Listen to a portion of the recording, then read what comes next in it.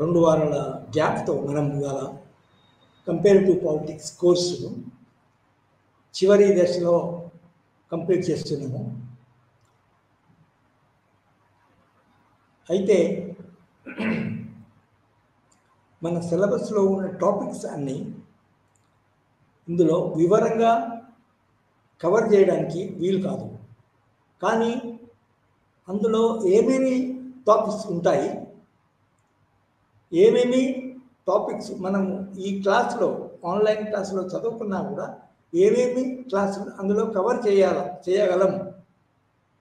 ఎందుకంటే మీకు question papers వచ్చినప్పుడు ఈ కౌన్సిలింగ్లో వారానికి ఒకసారి తీసుకునే క్లాసులో ఏ టాపిక్స్ కవర్ చేయబడ్డాయో అంతకంటే ఎక్కువ ఉంటాయి అన్నట్టు. సిలబస్ ప్రకారం ఉంటాయి. సో ఇందులో చర్చించబడిన టాపిక్స్ కాకుండా వేరే టాపిక్స్ కవర్ చేయండి. ఏ కారణం వల్ల కవర్ చేయకపోవచ్చు కూడా. ఫర్ ఎగ్జాంపుల్ 2 వారాలు కంటిన్యూస్గా మనకి క్లాసెస్ కనుక లేకుంటే ఆ క్లాసులో కావాల్సిన పోర్షన్ మన బ్రీఫ్గా పూర్తి చేసి లేకపోతే విడిచిపెట్టి మనం నెక్స్ట్ క్లాస్కి నెక్స్ట్ కోర్స్కి పోవడం జరుగుతుంది. సో ఈ విధంగా కొంచెము ఒడిదొడుకులు ఉంటుంటాయి. కాబట్టి మీరు దాన్ని గమనించి మీరు దానికి సంబంధించిన విషయాలు మా గైడెన్స్లో కానీ పుస్తకంలో చూసి కానీ మీరు కవర్ చేయవచ్చు. ఫర్ ఎగ్జాంపుల్ మనకి మొన్న comparative politics and the context అనే విషయము చదివింది. అంటే ఉదాహరణకి ఒకే రకమైన చారిత్రక రాజకీయ నేపథ్యం అంటే బ్యాక్గ్రౌండ్ నేపథ్యం ఏదైతే ఉందో ఉన్న European countries UK, France, Italy, Germany and other western countries and USA వాటి యొక్క నేపథ్యం వాటిలో ఉన్న ఒకే విధమైన లిబరల్ డెమోక్రసీస్, క్యాపిటలిస్ట్ డెమోక్రసీస్ ఒకే రకమైన సందర్భంలో పనిచేస్తాయి. అదేవిధంగా మనము ఏషియన్, ఆఫ్రికన్ కంట్రీస్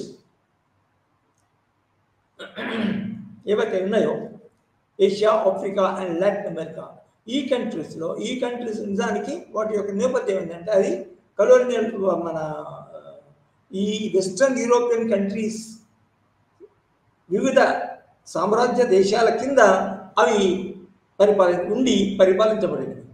అవి వలస దేశాలు అన్నారు. వలస దేశాలంటే తర్వాత ఒక్కొక్క వలస దేశానికి ఏ సామ్రాజ్యవాద దేశం పరిపాలించిందో దాన్ని లింక్ చేయాలి. For example British India,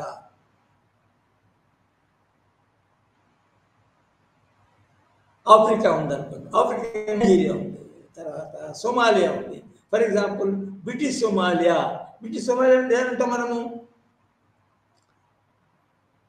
Britain సోమాలియాని పరిపాలించినప్పుడు ఏ వ్యవస్థలు ఉన్నాయి, అందులో ఉన్న ఆ సోమాలియాలో ఉన్న కొన్ని ప్రాంతాలు అది స్వతంత్రంగా ఉన్నాయి, సోమాలియాలో ఉన్న బ్రిటిష్ వాళ్ళ కింద ఉన్న ప్రభుత్వాలు. సో ఇది ఈ విధంగా మనం బ్రిటిష్ సోమాలియన్ కంట్రీస్ అంటాం. అదేవిధంగా బ్రిటిష్ ఇండియన్ కంట్రీస్ అంటే మనము మన దేశంలో ఉన్న ఇదివరకు ప్రిన్సిల్ స్టేట్స్ అంటే బ్రిటిష్ వాళ్ళ కింద డైరెక్ట్గా లేవు. తమ రాజుల కింద, రాజవంశీయుల కింద ఆ దేశాలు పరిపాలించారు. ఆ ప్రిన్సిల్ స్టేట్స్ రాజరిక దేశాలు అంటారు. సో తక్కిన ప్రాంతాలు ఏవైతే బ్రిటిష్ కింద ఉన్నాయో బ్రిటిష్. సో ఈ Asia, Africa and Latin American countries ఏవైతే ఉన్నాయో ఆ లాటిన్ అమెరికన్ కంట్రీస్లో ఉన్న మన ప్రభుత్వాలు, రాజ్యం ఏ విధంగా ఉన్నాయి. ఈ వలస దేశాల్లో మన పార్లమెంటరీ సిస్టమ్ కొత్త వలస పరిస్థితి నుంచి విముక్తి పొందిన తర్వాత ఏ విధంగా అవి స్వతంత్ర రాజ్యాన్ని స్థాపించుకున్నాయి, రాజ్యాంగాలు ఏర్పరచుకున్నాయి, రాజ్యాంగాలు రాసుకున్నాయి. ఏ విధంగా ఆ స్వతంత్ర దేశాలు అంటే ఆ సందర్భంలో ఇదివరకు ఒకే రకమైన వలస పాలన కింద ఉన్నవి. అయితే అవి మనం చూజ్ చేసుకున్న తర్వాత అంటే స్వతంత్రం పొందిన తర్వాత ఏ విధంగా తమ యొక్క మన పరిపాలనా వ్యవస్థలు ఉన్నాయో ఆ పరిపాలన వ్యవస్థంగా ఏ విధంగా కొనసాగుతున్నది. ఈ ఈ కేటగిరీలో ఉన్న దేశాలు ఏవైతే ఉన్నాయో ఆ దేశాలకు సామాన్యంగా అన్ని బ్రిటిష్ పరిపాలన కింద సామాన్య అన్ని దేశాలు ఆఫ్రికా, లాటిన్ అమెరికా అండ్ ఏషియాలో సామాన్యంగా అన్ని పార్లమెంటరీ సిస్టమ్ని చూజ్ చేసుకున్నాయి. అయితే పార్లమెంటరీ సిస్టమ్ చూజ్ చేసుకున్నా కూడా అందులో సిమిలర్గా పార్లమెంటరీ సిస్టమ్ అనేది ఉన్నా కూడా అందులో సిమిలారిటీస్ ఉన్నాయి. తర్వాత ఆ పార్లమెంటరీ సిస్టంలో ఫలితాలు ఏంటివి, ఆ పార్లమెంటరీ సిస్టమ్ ఉన్నా కూడా ఫర్ ఎగ్జాంపుల్ పాకిస్తాన్ ఏర్పడింది, అది పార్లమెంటరీ సిస్టమే, అది బ్రిటిష్ కింద ఉన్నది. కానీ అది ఇండియాలో వల్ల కాకుండా శ్రీలంక వల్ల కాకుండా మతపరమైన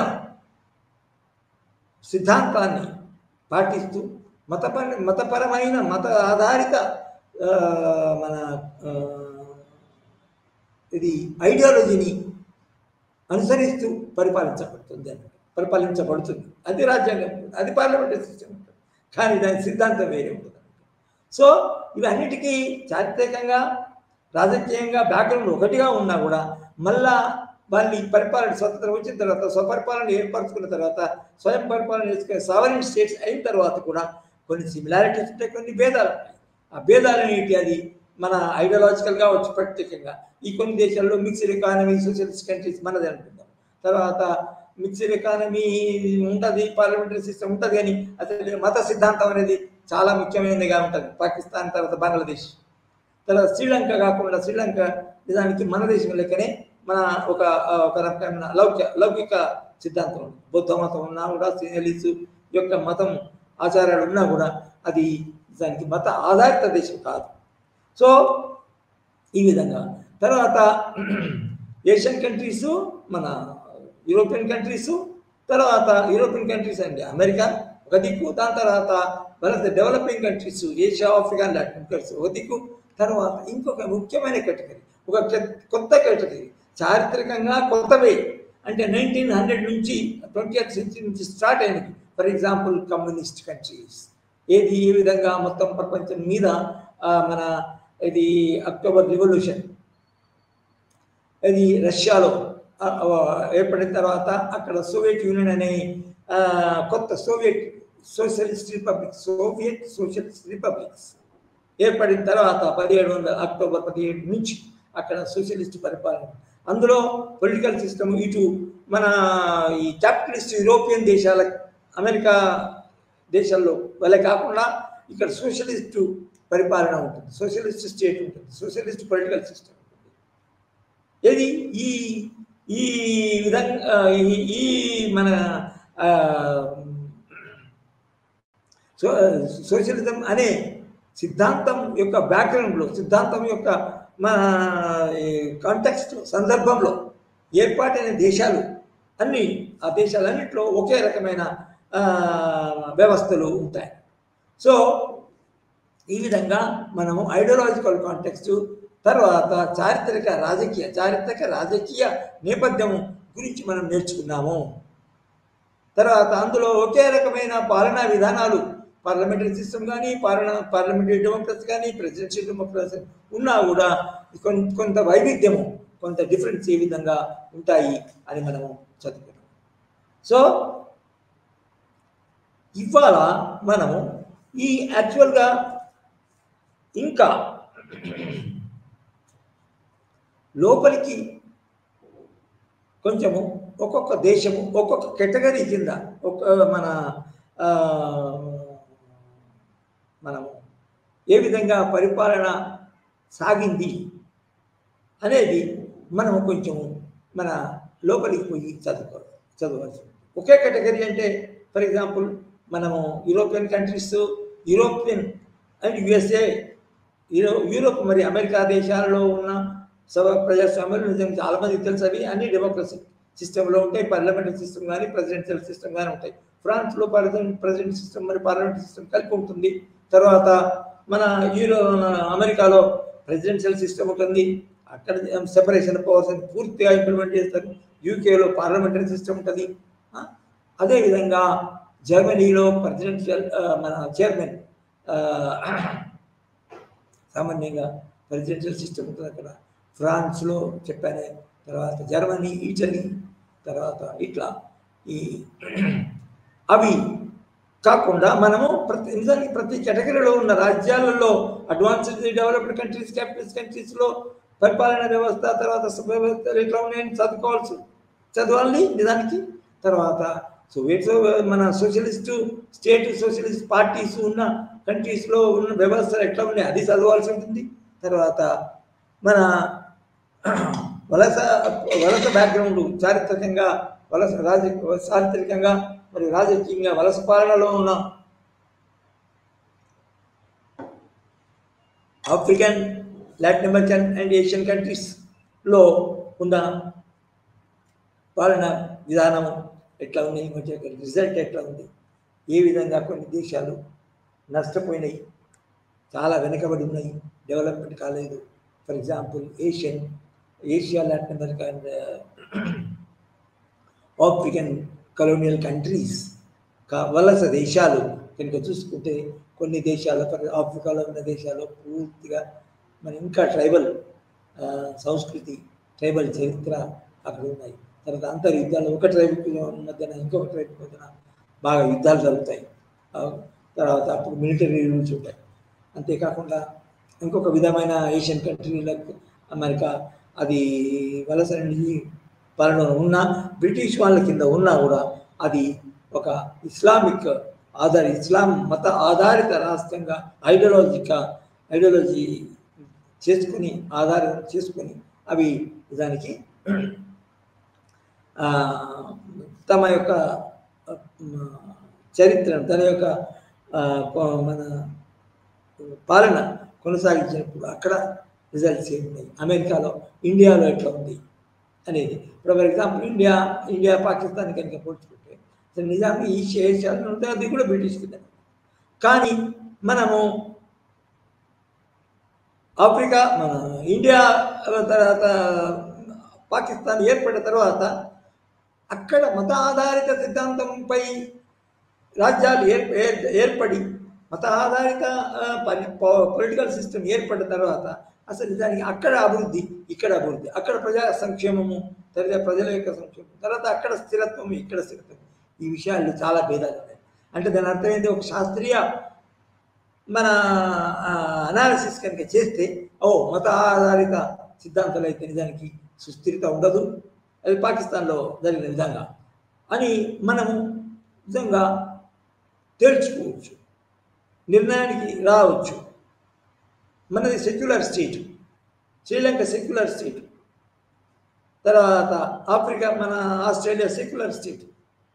సో ఈ స్టేట్లలో ఆస్ట్రేలియా, తర్వాత యూకే, ఆస్ట్రేలియా, ఇండియాలో అయితే సెక్యులర్ స్టేట్.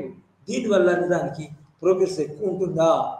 ఎక్కువ ఉన్నది కదా మరి ఆస్ట్రేలియా, ఇండియాలో, మరి పాకిస్తాన్లో, బంగ్లాదేశ్లో లేదు కదా అని మనం చూసుకోవచ్చు. ఒక శాస్త్రీయ ఫైనల్ మన రిజల్ట్కు, నిర్ణయానికి రావచ్చు. సో నిజానికి ఇదంతా కంపేరిటివ్ పాలిటిక్స్ ఒక సబ్ ఫీల్డ్, పొలిటికల్ సైన్స్లో ఒక సబ్ ఫీల్డ్ ఏదైతే ఉందో, సబ్ డిసిప్లిన్ ఏదైతే ఉందో, ఆ సబ్ డిసిప్లిన్ కింద చదవడం వల్ల, అనేక విషయాలు చదవడం వల్ల ఏ విధంగా లాభం ఉంటుందని, లాభదాయకమని మనం మొదలే ఇదివరకే మనం ఇంట్రొడక్టరీ లెక్చర్స్లో చదువుకున్నాం. అయితే ఇవాళ నేను ముఖ్యంగా ఈ 3 కేటగిరీల్లో ఉన్న దేశాల యొక్క లోపలికి పోవడం, ఈ 3 కంటే ఒక కేటగిరీ ఇవాళ కంప్లీట్ చేస్తాను, ఇంకొక కేటగిరీ మీరు చదువుకోవాల్సి వస్తే వెస్టర్న్ డెమోక్రాటిక్ లిబరల్ డెమోక్రసీ చదువుకున్నాము.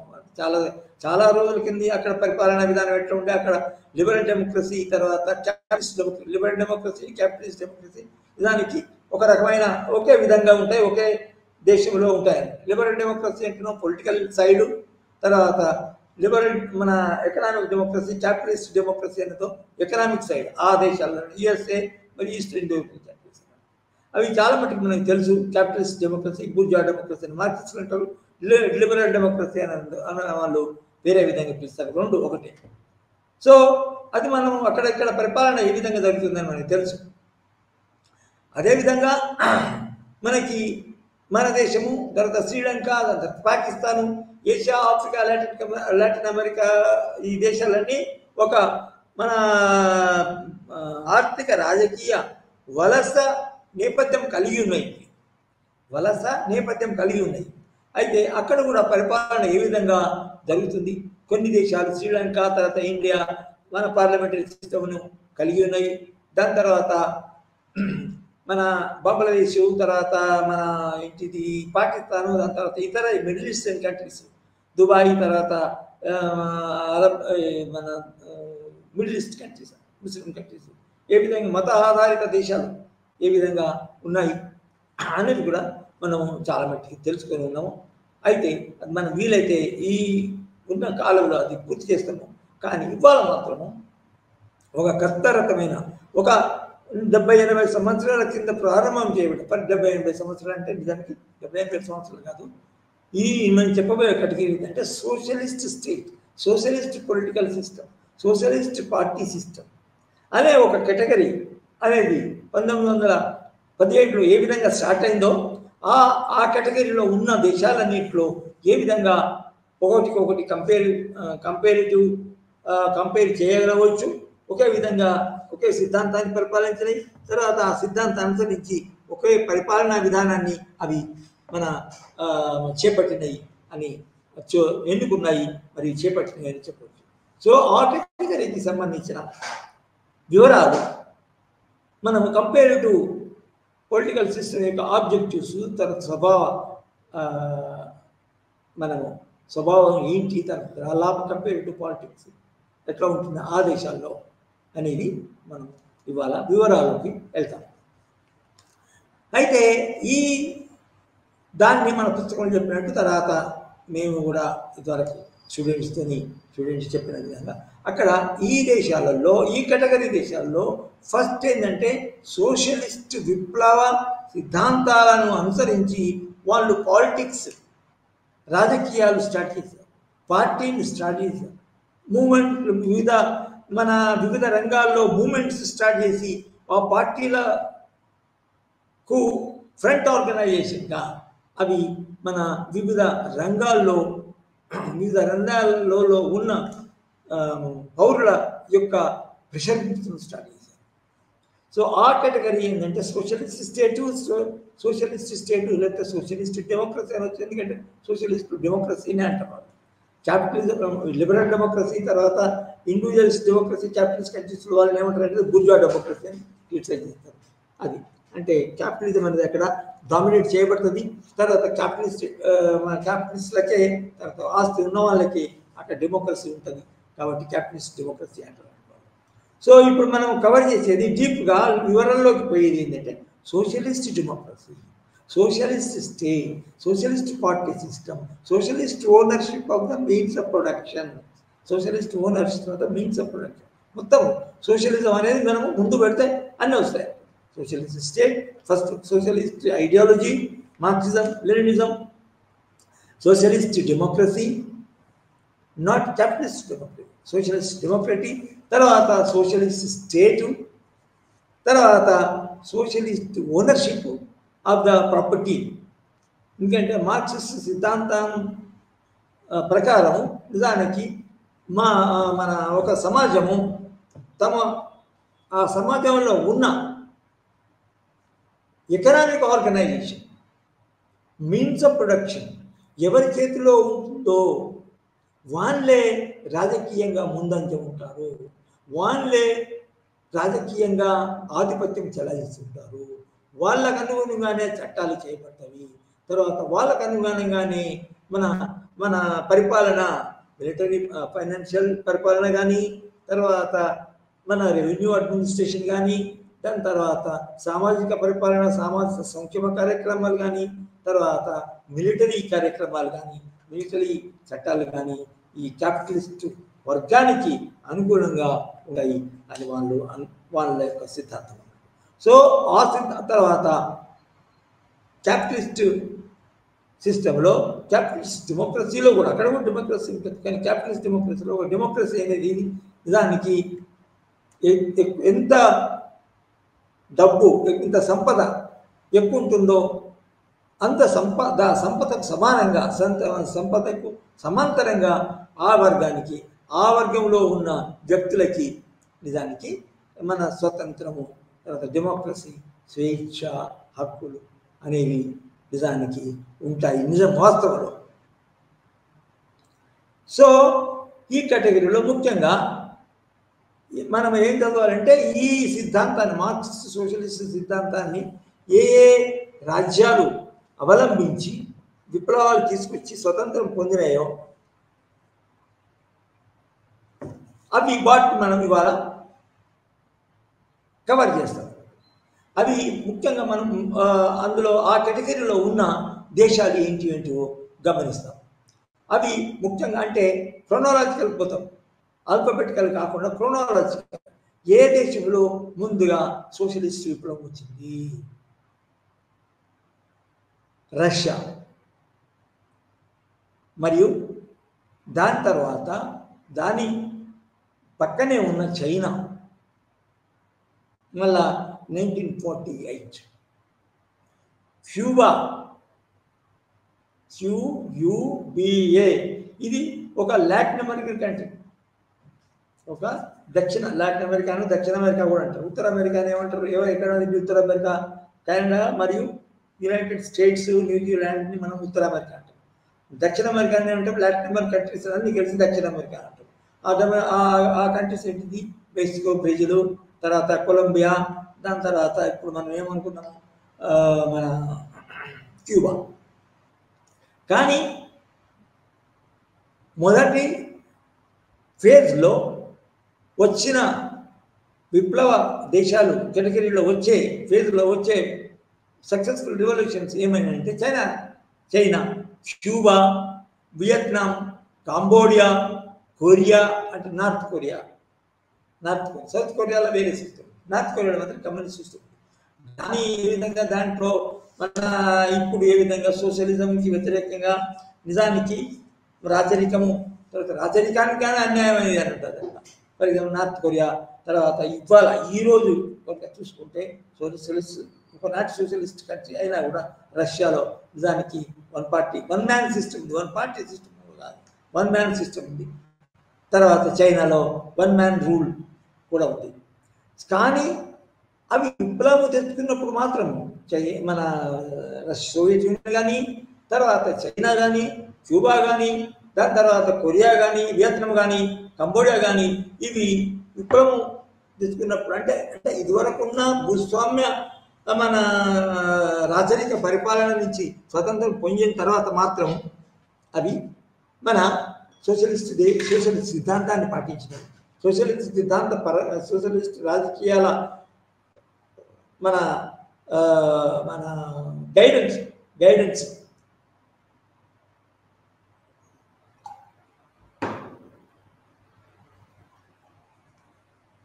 సిద్ధాంతాన్ని నుంచి వాళ్ళు రాజకీయ పక్షాలను ఏర్పరచుకొని స్థాపించుకొని సోషలిస్ట్ సిద్ధాంతాలకు అనుగుణంగా మన పౌర సమాజంలో మన మూమెంట్స్, ఉద్యమాలు తీసుకొచ్చి ఏ విధంగా మన రాజకీయ విప్లవాన్ని, సోషలిస్ట్ విప్లవాన్ని సాధించగలిగారు. సో క్రోనాలజికల్ ఉంటే Russia, China, Cuba, north America, Vietnam, Cambodia మరియు ఇంకా ఒకటి రెండు. దానికంటే ముందే రష్యా అంటే ఇప్పుడు మనము రష్యా అంటే అప్పుడు అనొచ్చు, అంతేగాని రష్యా సోవియట్ యూనియన్ అప్పుడు అనొచ్చు. కానీ అసలు ఇప్పుడు మనం వివిధ పూర్వపు సోవియట్ యూనియన్ దేశాలు, ఫర్ ఎగ్జాంపుల్ రష్యాలో 15 రిపబ్లిక్స్ ఉంటాయి. Soviet socialist republic, USSR, union of socialist Soviet socialist republics. ఇప్పటి రష్యా కాదు, ఇప్పటి రష్యా అప్పుడు ఒక మన రిపబ్లిక్ ఉండే, యూనియన్లో 15 కంట్రీస్లో ఉండే. అప్పటిది దాని గురించి మనం మాట్లాడుతున్నాం. Union of Soviet socialist republics, తర్వాత చైనా ఒక పెద్ద చాలా పాపం, ఇండియా తర్వాత, అసలు ఇండియా కంటే ముందు ఉంది, తర్వాత ఇప్పుడు ఇండియాతో సమానంగా, తర్వాత ఇండియాకి వెనుకబడ్డది పాపులేషన్, అది వేరనుకో. అయితే క్యూబా, వియత్నాం, చైనా, మన కంబోడియా. అయితే ఇంకొక ఇంపార్టెంట్ కేటగిరీ సోషలిస్ట్ కంట్రీస్లో మనం ఏం చదవాలంటే ఈస్ట్ యూరోపియన్ కంట్రీస్. అంటే ఫస్ట్ విప్లవాలు మనం సోవియట్ సోషలిస్ట్ రిపబ్లికే కాకుండా ఈస్ట్ యూరోపియన్ కంట్రీ ఒక కేటగిరీ ఉంది. అది చైనా కంటే ముందే అక్కడ నిజానికి విప్లవాలు వచ్చినాయి. ఎందుకంటే అవి సోవియట్ యూనియన్లో లెనిన్ ఆధ్వర్యంలో, కమ్యూనిస్ట్ పార్టీ ఆధ్వర్యంలో నిజానికి మన ఈస్ట్ యూరోప్ దాని చుట్టూ ఉంటాయి, దాని దగ్గర ఉంటాయి. ఆ కంట్రీస్లో కూడా విప్లవ ప్రభుత్వాలు ఏర్పడ్డాయి. తర్వాత మన సోషలిస్ట్ విప్లవాలు సాధించబడ్డాయి. ఫర్ ఎగ్జాంపుల్ మన Hungary, Poland, Romania, Czechoslovakia, Bulgaria, Yugoslavia, ఈ కంట్రీస్లో నిజానికి కూడా మన సోషలిస్ట్ విధానాన్ని అనుసరించి కొత్త పొలిటికల్ సిస్టమ్స్ ఏర్పాటైనవి. అక్కడ ముందుగాల సోషలిస్ట్ ఐడియాలజీ ఫాలో అయ్యి అక్కడ కూడా కొత్త మన ప్రభుత్వాలు, కొత్త రాజ్యం అనాలి, ప్రభుత్వం కూడా అనొద్దు. రాజ్యం అంటే ఒక సైద్ధాంతిక ధర్మం అన్నట్టు. రాజ్యము అంటే మన స్టేట్, ఇండియన్ స్టేటు, తర్వాత యునైటెడ్ స్టేట్స్, కాలిఫోర్నియా అట్లా కాదు. రాజ్యం అంటే మళ్ళీ మాటికి చెప్తున్న కొందరికి మన స్పష్టత లేకపోవచ్చు.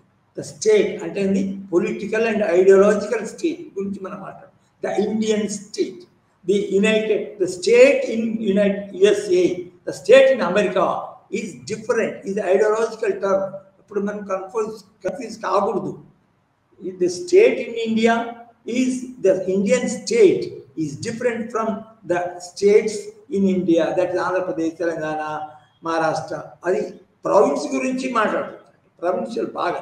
అదేవిధంగా యుఎస్ఏలో 51 రాష్ట్రాలు ఉన్నా కూడా అది అక్కడ యునైటెడ్ స్టేట్స్ ఆ స్టేటు ఒక సైద్ధాంతిక టర్మ్ని, సైద్ధాంతిక వ్యవస్థను సూచించవు. ఒక state in the United states, the state in America అనేది ఒక ఐడియాలజికల్ స్టేట్, ఐడియాలజీని సూచిస్తుంది. ఎందుకంటే ఫర్ ఎగ్జాంపుల్ క్యాపిటలిస్ట్ స్టేటు, తర్వాత క్యాపిటలిస్ట్ డెమోక్రసీ, తర్వాత మన క్యాపిటలిస్టు ఇండివిజువలిజము, సోషలిస్ట్ ఇండివిజువలిజం అని ఏ విధంగా మనము ఈ సోషలిస్ట్ కంట్రీస్లో అంటే అక్కడ క్యాపిటలిస్ట్.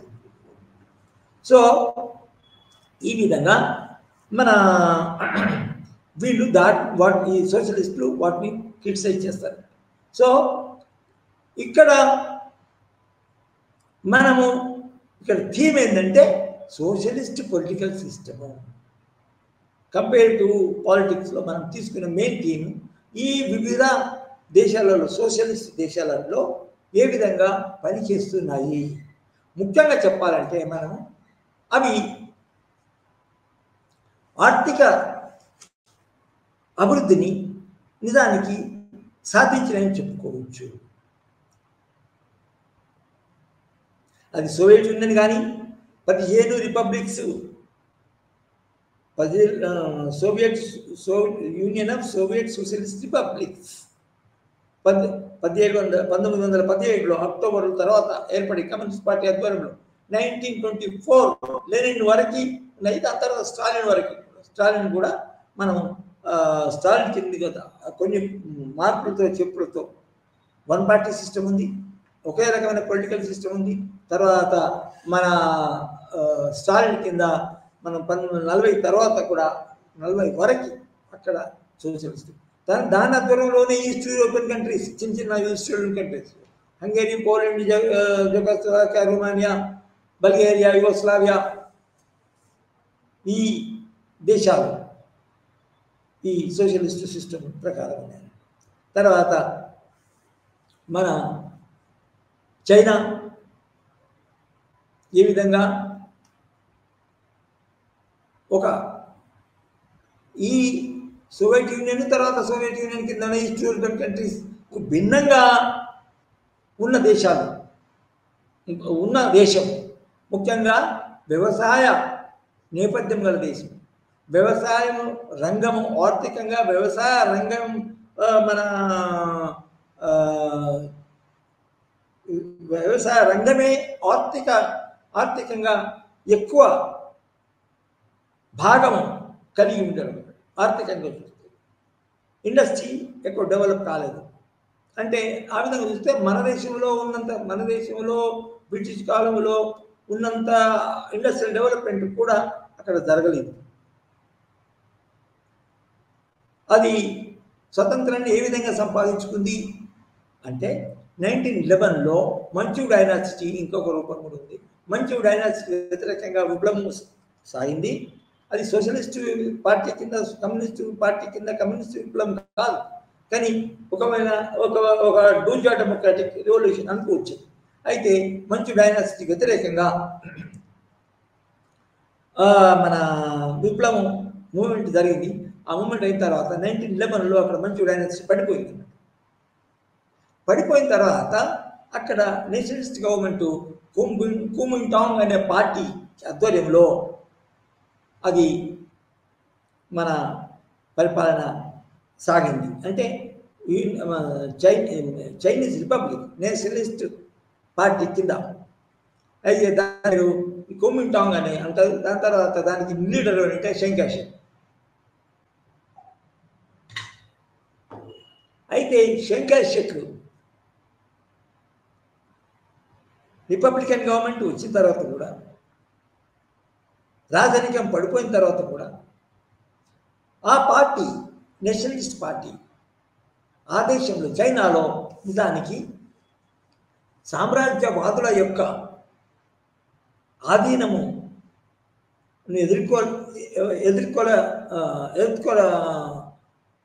లేకపోయింది. ఎదుర్కొనే అంత సామర్థ్యము, తర్వాత మన బలము, సైనిక బలం కానీ ఆర్థిక బలం కానీ లేకపోవడం వల్ల నిజానికి అందులో సామ్రాజ్యవాదాన్ని ఓడగొట్టలేకపోయింది. దానివల్ల ఏమైంది అంటే అది చైనీస్ యొక్క ఇంటలెక్చువల్స్ ఒక నేషనలిస్ట్ పార్టీకి, నేషనలిస్ట్ సిద్ధాంతానికి ఒక ఆల్టర్నేటివ్ ప్రత్యామ్నాయం కావాలని చూశారు. అదే నిజానికి కమ్యూనిస్టు రాజకీయాలు నిజానికి వాళ్ళ యొక్క ప్రత్యామ్నాయంగా నిజంగా మనము ఏర్పడింది అనుకోవచ్చు. అయితే అనేక రకాల ఉద్యమాలు, అంటే సామ్రాజ్యవాద వలస ప్రభుత్వాల యొక్క మన పరిపాలన నుంచి, ఆధీనం నుంచి, నియంత్రణ నుంచి విముక్తి చెందడానికి ఎన్ని ఉద్యమాలు జరిగినా కూడా అది సక్సెస్ కాలేదు. వలస సామ్రాజ్యవాదాన్ని బయటకొట్టలేదు. అసలు మళ్ళీ ఇంకోటి ఏంటంటే ఒక వార్లార్డ్ సిస్టమ్ అనేది ఒకటి ఏర్పడింది. వాళ్ళు నిజానికి జర్మనీ, డచ్, పోర్చుగీసు, తర్వాత హాలండ్, దాని తర్వాత జపాన్ కూడా, తర్వాత బ్రిటిష్, ఫ్రాన్స్, అనేక సామ్రాజ్యవాద దేశాలు నిజానికి మొత్తం దేశాన్ని పట్టుకొని ఉన్నాయని ఒక గ్రిప్లో పెట్టుకున్నారు. దానివల్ల నేషనలిస్ట్ ప్రభుత్వం అయినా కూడా, డెమోక్రసీ అయినా కూడా, రిపబ్లికన్ అయినా కూడా, రాచరిక ప్రభుత్వం లేకున్నా కూడా నిజానికి అవి ఈ సామ్రాజ్యవాద దేశాల పట్టు నుంచి మన దేశాన్ని, చైనాను విముక్తి చేయలేకపోతాయి. చేయలేకపోయారు. అదొకటి ఏంటి అంటే ఈ 13 దేశాల యొక్క సామ్రాజ్యవాద అంతరంగిక పోరాటం. ఒక సామ్రాజ్యవాదం ఇంకొక సామ్రాజ్యవాదాన్ని నచ్చదు, దాని యొక్క డామినేషన్ ఇంకా ఈ సామ్రాజ్యవాదాన్ని మన ఫర్ ఎగ్జాంపుల్ బ్రిటిష్ సామ్రాజ్యవాదాన్ని ఫ్రెంచ్ సామ్రాజ్యవాదం వ్యతిరేకిస్తుంది. నిన్ను బట్టి నేనే ఒక ప్రాంతాన్ని, చైనాలో ఉన్న ఒక ప్రాంతాన్ని ఆక్యుపై చేసుకొని అది నా కంట్రోల్లో ఉంచుకోవాలని చూస్తాను. ఆ విధంగా జపాన్, జర్మనీ, మన యూకే, తర్వాత మన పోర్చుగీసు, ఫ్రెంచ్, డచ్, ఇవన్నీ 13 అది రాజ్యాన్ని అంతా పట్టుకున్నాయి. సో దేశం మాత్రము మన రైతుల యొక్క భూస్వామ్య వ్యవస్థలో రైతులు అణిగి ఏ విధంగా మన నైజాం రాజ్యం కింద, నైజాం పరిపాలన కింద, నైజాం రాజరికం కింద భూస్వామ్య ప్రభుత్వము, భూస్వామ్య భూమి అంతా భూస్వాముల కింద, మరి రాజు కింద, తర్వాత మన రాజుల యొక్క తాబేదారుల కింద ఉన్నారు. తర్వాత అక్కడ పనిచేసే వాళ్ళు మన కౌలుదారులు, తర్వాత వ్యవసాయ కార్మికులు, తర్వాత ఇతరులు అందరూ నిజంగా అనేవాడి ఉన్నారో అది పెద్ద సంఖ్యలో ఉన్నారు. వ్యవసాయ దేశం ఇది చైనా, మన దేశం. అయితే అక్కడ ఇండస్ట్రియల్ డెవలప్మెంట్ కాలేదు వాళ్ళు. అయితే ఈ పరిస్థితుల్లో ఎప్పటికీ ఓడిపోతున్న జనరల్ నేషనలిస్ట్ విప్లవ ఉద్యమాలు ఒకవైపు, తర్వాత సామ్రాజ్యవాదులు ఇంకా రోజు చైనాను గట్టిగా తమ యొక్క పిడికిల్లో బిగించుకుంటున్నారో ఇంకొక వైపు కొనసాగిస్తున్న తరుణంలో మన కమ్యూనిస్ట్ పార్టీ అనేది ఏర్పడింది. అది ముఖ్యంగా సోవియట్ యూనియన్ యొక్క గైడ్లైన్స్, సోవియట్ యూనియన్ యొక్క విప్లవంతో, సోవియట్ సిద్ధాంతంతో మన ప్రేరేపింపబడి, ఇన్స్పైర్ చేయబడి ప్రారంభమైంది. అదే నిజానికి కమ్యూనిస్ట్ పార్టీ. అయితే ఏ విధంగా సోవియట్ యూనియన్లో one party system, only one party system, అది మనం కొంచెం అయిన తర్వాత ఈ విప్లవం చైనాలో ఈ విధంగా విప్లవం జరిగింది, కమ్యూనిస్ట్ రిపబ్లిక్ ఏ విధంగా ఏర్పడింది అనేది ముందు సాగుతున్నాం. అయితే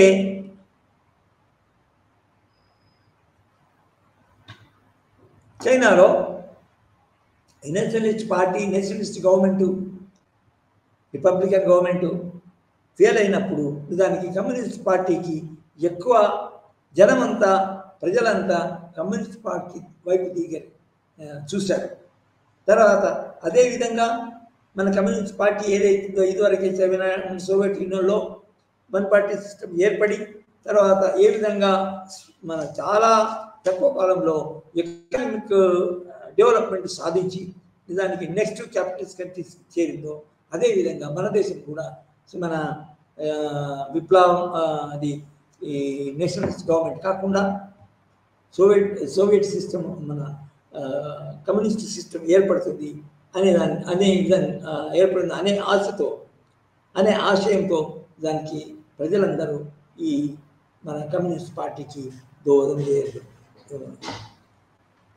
అయితే కమ్యూనిస్ట్ పార్టీ యొక్క ముఖ్యమైన మొదటి నాయకుడు మావో జెడింగ్ అని ఇప్పుడు మనం టర్మ్స్ మాట్లాడతాము, కానీ వెనకటి టర్మినాలజీ, వెనకటి మన ప్రొనౌన్సియేషన్ అంతా మావో అంటాం. సో మావోయిజం ప్రత్యేకంగా మార్క్సిజం ఏం చెప్పిందంటే మొత్తంగా ఎక్కడైతే వర్కింగ్ క్లాస్ బాగా డెవలప్ అవుతుందో, ఎక్కడైతే ఇండస్ట్రియల్ డెవలప్మెంట్ జరుగుతుందో అప్పుడు వర్కింగ్ క్లాస్ కూడా సమాంతరంగా పెరుగుతుంది, మెజారిటీ వస్తారు. అప్పుడు వర్కింగ్ క్లాస్ లీడర్షిప్తో కమ్యూనిస్ట్ పార్టీ దగ్గర లీడర్షిప్తో ఉంది, దానికి అక్కడ విప్లవము సుసాధ్యమైతే అని చెప్పాడు. అయితే ఇక్కడ ఇండస్ట్రియల్ డెవలప్మెంట్, వర్కింగ్ క్లాస్ దానికి చైనాలో జరగలేదు. అయినా కూడా మార్క్సిస్ట్ విప్లవ సిద్ధాంతాన్ని, మార్క్సిస్ట్ మన రాజకీయ సిద్ధాంతం ఏంటంటే వన్ పార్టీ సిస్టమ్. సోవియట్ యూనియన్లో ఓన్లీ వన్ పార్టీ సిస్టమ్. ఆ వన్ పార్టీ సిస్టమ్కి సంబంధించినవి 15 రిపబ్లిక్స్ ఏదో ఒక్కొక్క ప్రొవిన్షియల్ పార్టీ, అంటే మొత్తం సెంట్రల్ పార్టీ కింద ప్రొవిన్షియల్ పార్టీ యూనిట్ ఉంటుంది ఒక్కొక్క దేశానికి, ఒక్కొక్క రిపబ్లిక్. అదేవిధంగా ఇక్కడ కూడా సో ఇది మన మన చైనాలో కూడా నిజానికి అదే విధమైన పొలిటికల్ ఐడియాలజీ ఇన్స్పైర్ అదే విధాన్ని ఐడియాలజీ ప్రకారమే వన్ పార్టీ సిస్టమ్ యొక్క లక్ష్యంతో కమ్యూనిస్ట్ పార్టీ ఏర్పడింది. కమ్యూనిస్ట్ అధ్యయనంలో విప్లవం చేయడం జరిగింది అన్నట్టు. అయితే ఈ విప్లవము మొత్తము చైనాలో ఉన్న ప్రావిన్సెస్ అన్నిట్లో ముఖ్యంగా సంఖ్యలో అధికంగా ఉన్న రైతుల యొక్క ప్రోద్బలంతో రైతుల యొక్క భాగస్వామ్యంతో నిజానికి ఈ కమ్యూనిస్ట్ పార్టీ పనిచేసింది, ఉద్యమం సాగించింది అన్ని ప్రపంచంలో. అది ముఖ్యంగా ఏంటంటే ముఖ్యమైన ఎనిమి ఆ యుద్ధంలో ఆ విప్లవంలో ముఖ్యమైన ఎనిమి అంటే సామ్రాజ్యవాద దేశాలు, సామ్రాజ్యవాద అన్నింటి సామ్రాజ్యవాద దేశాలు మన ఇది అక్టోబర్ గ్రిప్ మన చైనాలో ఏ విధంగా కలిగి ఉన్నాయో ఆ అన్నిటి దేశంగా ముఖ్యమైన main enemy was the of course the next enemy was nationalist government which was capitalist democracy which was not having communist ideology. అది సో ఈ సామ్రాజ్యవాద దేశానికి వ్యతిరేకంగా నిజానికి కమ్యూనిస్ట్ సైన్యం ఒక పార్టీ కింద కమ్యూనిస్ట్ మిలిటరీ సిస్టమ్ని ఏర్పాటు చేసి కమ్యూనిస్ట్ పార్టీని ఏర్పరిచి కమ్యూనిస్ట్ సైన్యాన్ని ఏర్పరచడం. ఆ సైన్యాన్ని ముఖ్యంగా దాన్ని ఏమన్నారంటే రెడ్ ఆర్మీ అన్నారు. నిజానికి 1919-20 అట్లా ప్రాంతాల నుంచి మొదలుపెడితే కమ్యూనిస్ట్ పార్టీ మొదలుపెడితే దానికి 1949 వరకు ఆ కమ్యూనిస్ట్ విప్లవం జరిగింది. విప్లవం ముఖ్యంగా దేనికి వ్యతిరేకంగా జరిగింది? ఈ సామ్రాజ్యవాద ఐడియాలజీకి జరిగింది, వ్యతిరేకంగా జరిగింది. సామ్రాజ్యవాద దేశాలకు వ్యతిరేకంగా జరిగింది, సామ్రాజ్యవాద సైన్యానికి వ్యతిరేకంగా జరిగింది. సో అందులో ముఖ్యంగా మన కమ్యూనిస్ట్ పార్టీ యొక్క సైన్యానికి ముఖ్యంగా ఎవరు ఆధారితమైందంటే దానికి దానికి అందులో ఉన్న మన మిలిటెంట్ రైతులనే నిజానికి మన మావో సైన్యాన్ని సైనికులుగా ట్రైనింగ్ ఇచ్చి సో వాళ్ళే రెడ్ ఆర్మీ వాళ్ళ సైన్యమే అది అంటే దాని అర్థం ఏంటి? నిజానికి వాళ్ళు ఈ యొక్క మన నేషనలిస్ట్ గవర్నమెంట్ ఈ యొక్క మన ఏమంటుందని మన పెజెంట్స్ని రైతులని సైనికులుగా మార్చలేదు.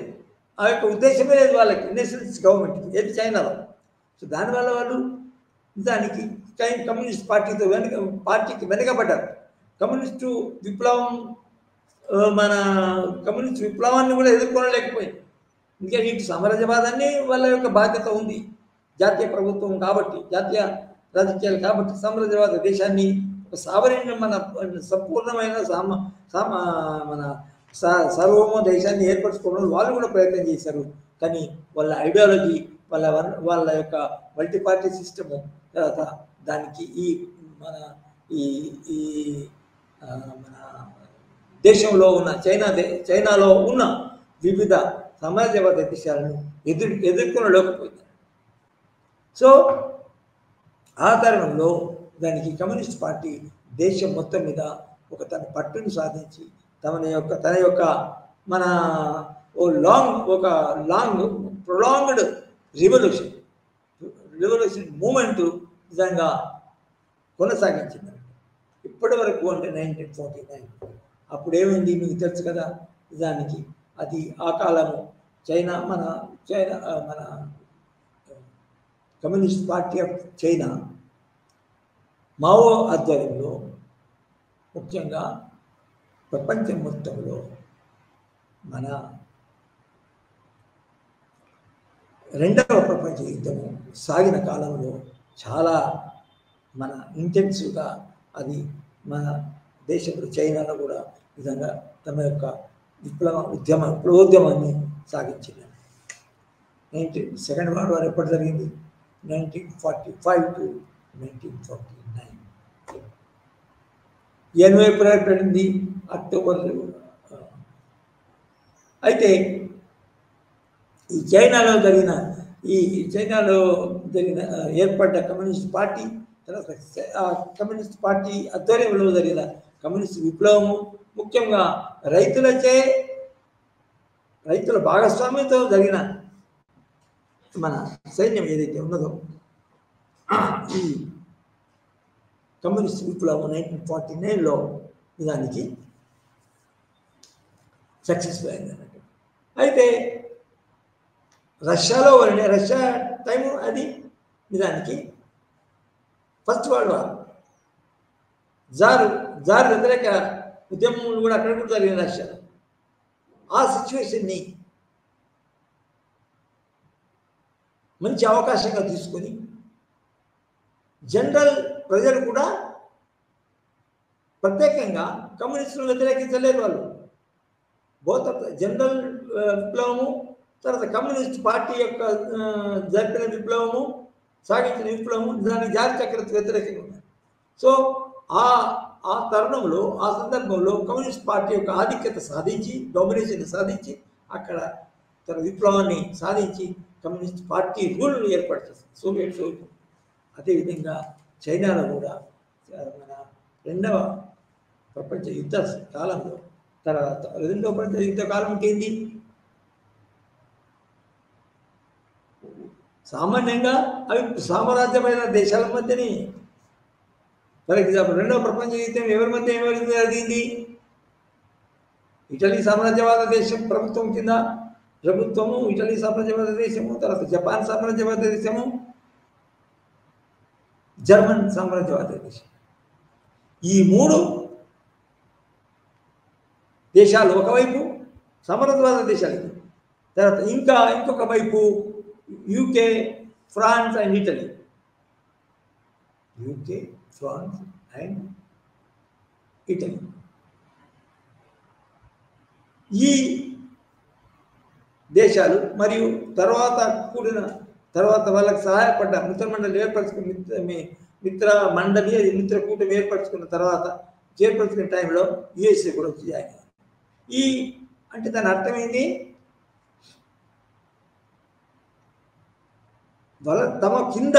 తమ ఆధీనంలో ఉన్న వలస దేశాల పరిపాలన కొనసాగించడానికి చాలా సైన్యం కావాలి, చాలా బలం కావాలి.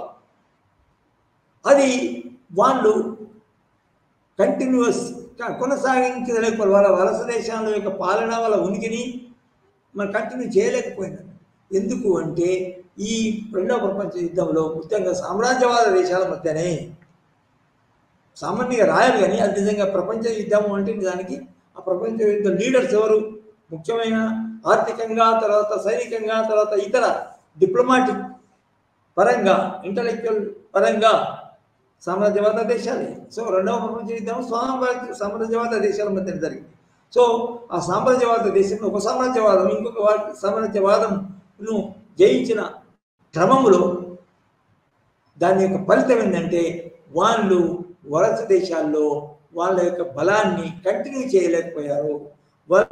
వలస దేశాల్లో వాళ్ళ యొక్క పరిపాలనను గట్టిగా నియంత్రించలేకపోయారు, వీక్ అయ్యారు.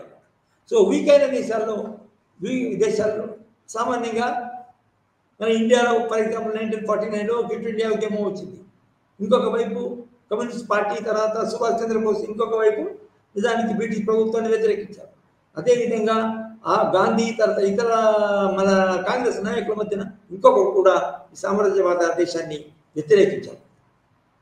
కాబట్టి ఇక్కడ బ్రిటన్ వీక్ అయింది. అటు వీక్ అయ్యడమే కాకుండా మన పార్టీలను, మన పార్టీ నాయకుల్ని, వివిధ పార్టీల నాయకుల్ని వాళ్ళు గుచ్చగించారు, బ్రతిమలాడారు. ఎందుకంటే వాళ్ళు మన దేశం నుంచి బ్రిటిష్కి అనుకూలంగా సైన్యాన్ని పంపాలి. లేకపోతే ఆ ప్రపంచ యుద్ధంలో ఫర్ ఎగ్జాంపుల్ బ్రిటన్ ఎవరికి వ్యతిరేకంగా? హిట్లర్కి వ్యతిరేకంగా, జర్మనీకి వ్యతిరేకంగా, జపాన్కి వ్యతిరేకంగా. ఓకే, ఈ ఫ్యాసిస్ట్ దేశాలను గెలవడానికి మన భారతదేశం యొక్క సైన్యము, మన భారతదేశ సైనికులు యొక్క సహాయం కావాల్సి వచ్చింది. సో ఇటువంటి తరుణంలోనే చైనాలో కూడా సామ్రాజ్యవాద దేశాలు ఈ ప్రపంచ యుద్ధం మూలంగా, ప్రపంచ యుద్ధం కావడం వల్ల తమ యొక్క వనరులన్నీ, అటువంటి ఆర్థిక వనరులు, మిలిటరీ వనరులు అటువైపు పెట్టి తమ యొక్క ప్రత్యర్థి సామ్రాజ్యవాద దేశాన్ని కొట్లాడాలంటే అనేక పద్ధతులు కావాలి. కాబట్టి ఇక్కడ చైనాలో కూడా సామ్రాజ్యవాద దేశాలు తమ యొక్క ఆధీనంలో చైనాను కంట్రోల్ చేయలేకపోయింది. ముఖ్యంగా మన కమ్యూనిస్ట్ పార్టీ ఏదైతే ఉందో ఆ కమ్యూనిస్ట్ పార్టీల యొక్క లిబరేషన్ ఆర్మీ యొక్క మన బలాన్ని తట్టుకోలేకపోయింది. కాబట్టి అక్కడ అదే తరుణం అనుకొని కమ్యూనిస్ట్ పార్టీ కూడా ఆ యొక్క opportunity second world war create చేసిన పరిస్థితిని సామ్రాజ్యవాద దేశాల యొక్క బలహీనతను ఉపయోగించుకుని తమ యొక్క కమ్యూనిస్ట్ పార్టీ యొక్క బలాన్ని రచిస్తుంది. ఇటు సామ్రాజ్యవాద దేశాన్ని మన సామ్రాజ్యవాద పాలనని ఎదుర్కొంటూ వాళ్ళ సైన్యాన్ని వ్యతిరేకంగా కొట్లాడుతూ అటు దాని నేషనలిస్ట్ పార్టీని కూడా దాన్ని వ్యతిరేకించి దానికి అక్కడ కమ్యూనిస్ట్ పార్టీ మావోయిస్టు ఆధ్వర్యంలో దానికి మన ఇది పాలనను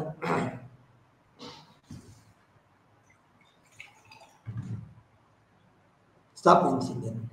తర్వాత కమ్యూనిస్ట్ పార్టీ ఆధ్వర్యంలోనే 1949లో చైనీస్ విప్లవం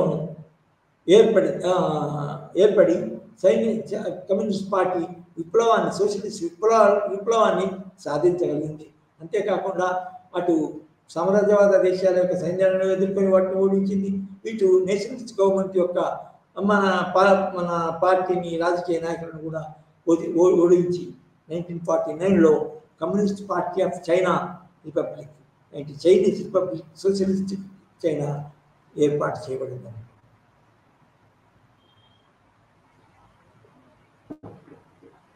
అదేవిధంగా సోషలిజాన్ని ఏ విధంగా సోవియట్ యూనియన్లో సోషలిస్టు పొలిటికల్ సిస్టమ్ ఏర్పాటు చేసిందో అదేవిధంగా చైనాలో కూడా రైతుల యొక్క వర్కింగ్ క్లాస్ ఉంది, కానీ చాలా తక్కువ. కానీ రైతుల యొక్క మన సపోర్ట్తో మిలిటరీ సపోర్టు తర్వాత ఇంకా మన సామాజిక మరియు సాంస్కృతిక సపోర్ట్ తీసుకొని కమ్యూనిస్ట్ పార్టీ దానికి మన చైనీస్ సోషలిస్ట్ రిపబ్లిక్ 1949లో అక్కడ ఏర్పాటు చేసుకున్నారు. సో అప్పటి నుంచి వాళ్ళు వాళ్ళ యొక్క ఐడియాలజీకి అనుకూలంగా తర్వాత మన సోవియట్ యూనియన్ యొక్క గైడెన్స్ తీసుకొని మన అక్కడ సోషలిస్ట్ పొలిటికల్ సిస్టమ్ని ఏర్పాటు చేసింది. సోషలిస్ట్ సిస్టమ్ ఎక్కడ మన ముఖ్య లక్షణాలు ఏంటి? ఫస్ట్ ఏంటంటే సోషలిస్ట్ ఐడియాలజీ అంటే సమాజంలో వాళ్ళు చాలా ముఖ్యంగా పరిగణించే ఆర్థిక రంగం ఏదైతుందో ఆ ఆర్థిక రంగంలో socialist ownership of the property, socialist ownership of the means of production, socialist ownership of the land, agricultural land, socialist ownership of మన industry, socialist ownership of other properties like మన ఇండస్ట్రియల్ ల్యాండు తర్వాత industries తర్వాత ఇవన్నీ means of production ఏవైతే ఉన్నాయో వీటి యొక్క ownership ఏమంటారు దాన్ని సోషలిస్టు పద్ధతిలో ఉండాలి. అంటే సమిష్టి ఓనర్షిప్, సోషలిస్ట్ ఓనర్షిప్ అంటే సమిష్టి ఓనర్షిప్. ఒకటి మీరు గుర్తుంచుకోవాలా, సోషలిస్ట్ ఓనర్షిప్ అంటే రాజ్యం కింద ఉండే మన వ్యవసాయ క్షేత్రాలు, తర్వాత రాజ్యం కింద ఉండే పరిశ్రమలు, అది సోషలిస్ట్ స్టేట్ సోషలిస్ట్ సిస్టమ్. మార్క్సిస్ట్లో అది కొంతవరకే ఉంటుంది. అది కానీ నిజమైన స్వచ్ఛమైన సోషలిస్ట్ ఓనర్షిప్ అంటే ఏంటి అంటే మన పరిశ్రమల మీద, తర్వాత పరిశ్రమల్లో వర్కర్స్ యొక్క సోషలిస్ట్ ఓనర్షిప్ ఉంటుంది. అదేవిధంగా ల్యాండ్, తర్వాత వీళ్ళు రైతుల యొక్క సమిష్టి ఓనర్షిప్ కలిగి ఉంటుంది. అదేవిధంగా రాజకీయ రంగంలో ఏంటంటే ఓన్లీ వన్ పార్టీ సిస్టమ్. అక్కడ అమెరికా సోవియట్ యూనియన్లో ఏముందంటే ఒక వన్ పార్టీ సిస్టమ్.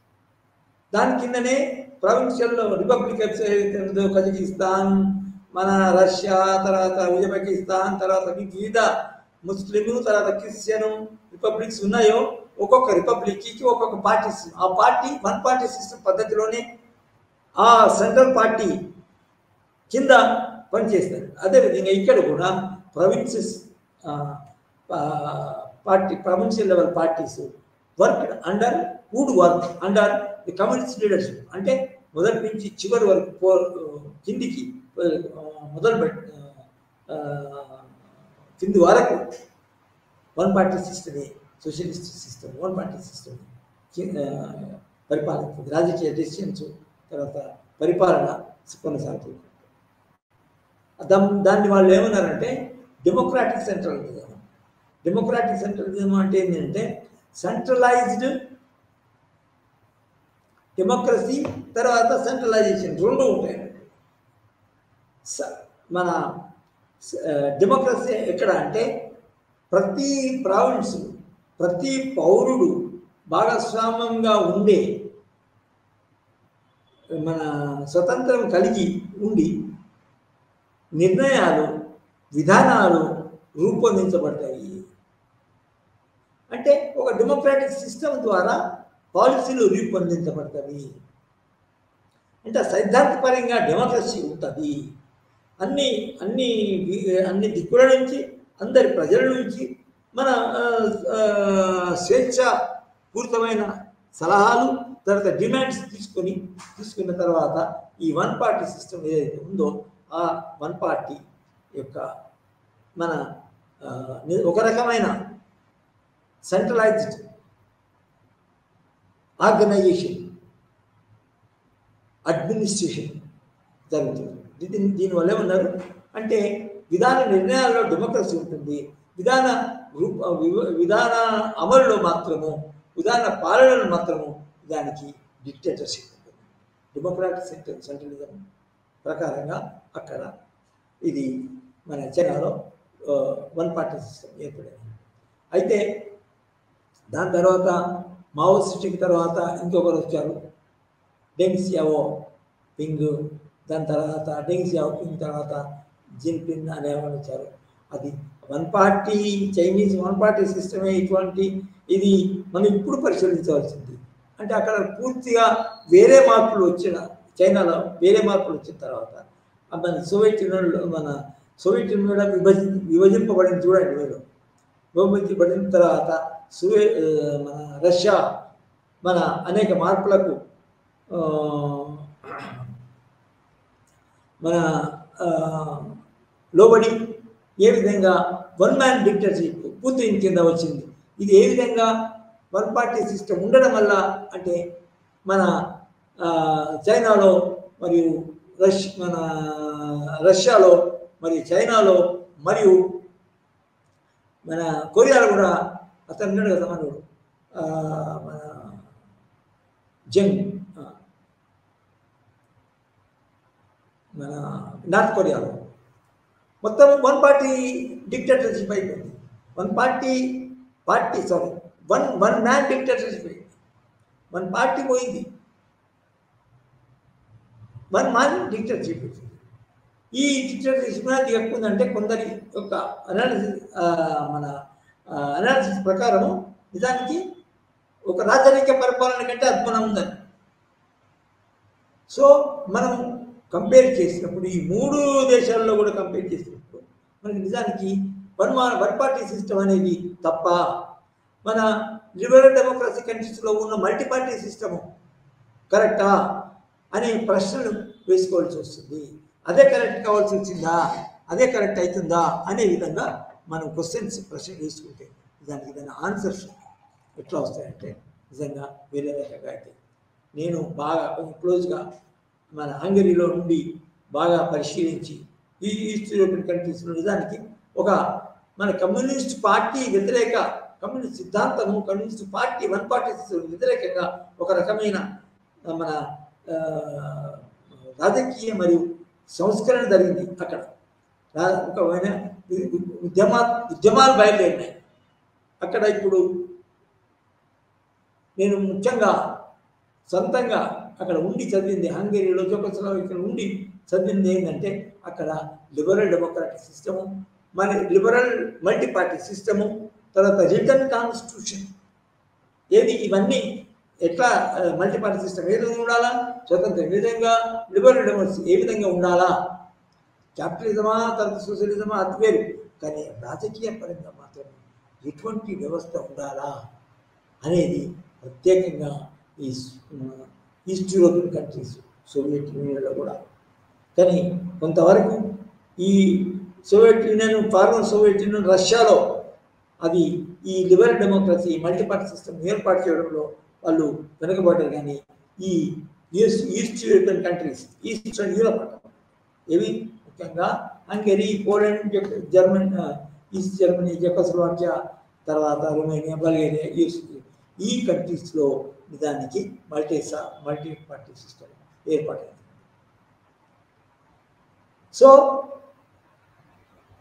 ఇప్పుడు ఆ దేశాలు ఎంతవరకు అంటే ఒకే కేటగిరీకి సంబంధించిన ఎంతవరకు విప్లవాన్ని, అభివృద్ధిని సాధించగలిగినది మనం చూడాలి. మరి one man democracy, one man rule ఎందుకు ఏర్పడింది, అది కంటిన్యూ అవుతుందా, అది ఎంతవరకు పోతుంది అనేది మనం చూడాల్సి ఉంటుంది.